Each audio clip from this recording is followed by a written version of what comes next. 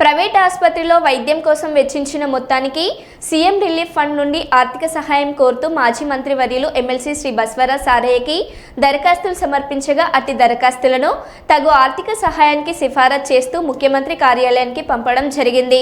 ముఖ్యమంత్రి కార్యాలయం వారు అట్టి దరఖాస్తులను పరిశీలించి తగు మొత్తానికి ఆర్థిక సహాయం మంజూరు చేస్తూ చెక్కులను జారీ చేయడం జరిగింది. నేడు కిలావరంగల్, మండి బజార్, దేశాయిపేట, కాశీబుగ్గ, కరీమాబాద్ ఉర్సుకు చెందిన 20 మంది లబ్ధిదారులకు సుమారు 10 లక్షల విలువైన చెక్కులను శ్రీ బస్వరాజ్ సారయ్య వారి నివాసంలో అందించారు.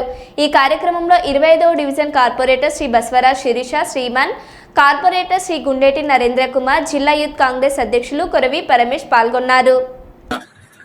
చాలా మంది ఆరోగ్య విషయంలో సపోర్ట్ చేసుకొని వివిధ హాస్పిటల్లో బిల్ కట్టిన తర్వాత ముఖ్యమంత్రి సహాయ నిధి నుంచి అప్లై చేసినప్పుడు గౌరవ ముఖ్యమంత్రి గారి దృష్టికి తీసుకెళ్ళినప్పుడు సానుకూలంగా స్పందించి ఎవరైతే నిజమైన ఆరోగ్యం కొరకు హాస్పిటల్లో ఇబ్బంది పడి ఆరోగ్యంతో కొంచెమైన మెరుగుపడి బయటకు వచ్చిన వారందరూ కూడా తూర్పు నియోజకవర్గ ప్రజలు ఇలాంటి సదుపాయం విద్యాపరంగా ఆరోగ్యపరంగా ముఖ్యమంత్రి రేవంత్ రెడ్డి గారి ప్రభుత్వం తప్పకుండా సహాయం అందిస్తుంది. తప్పకుండా మిత్రులు చెప్పినట్టుగా తప్పకుండా మేము మా జీవితమే ప్రజా జీవితం.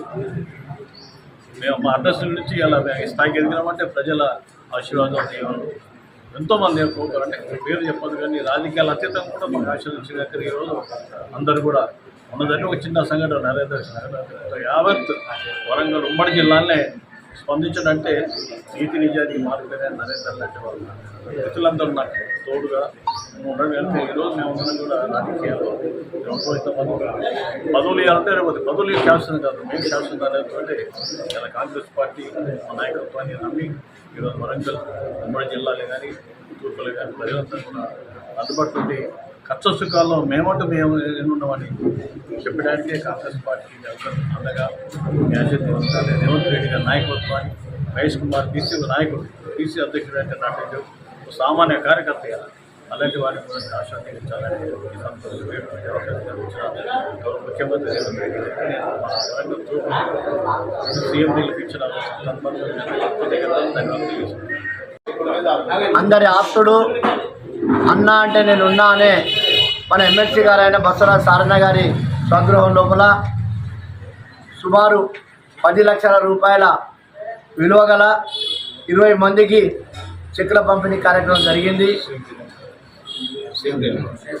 సీఎం ముఖ్యమంత్రి సహాయాన్ని సీఎం రిలీఫ్ ఫండ్ ముఖ్యమంత్రి సహాయ నిధిగా 10 లక్షల రూపాయలు సుమారు 20 మందికి కూడా ఇవ్వడం జరిగింది అన్న ఆధ్వర్యం లోపల.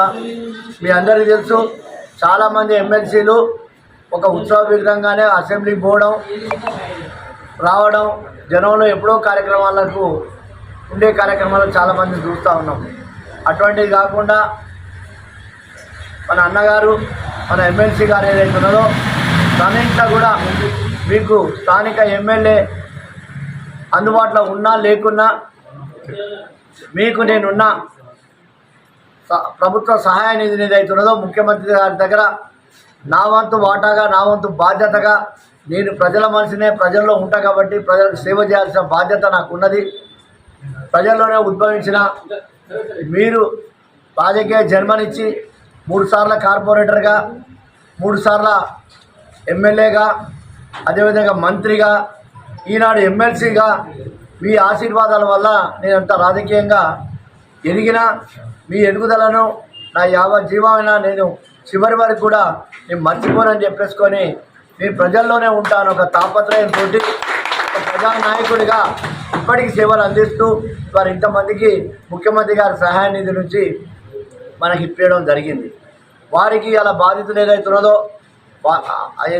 సీఎం నిధి తీసుకునే వాళ్ళందరికీ కూడా కృతజ్ఞతలు తెలియజేస్తూ ఇదే విధంగా అన్న ప్రజల్లో ఉంటాడని, అన్న ఆయురారోగ్యాలు పెరగాలని, మీ అందరు ఆదరాయమానాలు ఇదే విధంగా కంటిన్యూ ఉండాలని, మీరందరూ వారిని ఆశీర్వదించాలని, అదేవిధంగా మీ అందరి తరఫున కూడా అన్నకు కూడా ఇదే విధంగా సేవలు అందించుకుంటూ మీరు ప్రజల్లోనే ఉండాలి, ప్రతి సమస్యను పట్టించుకోవాలి.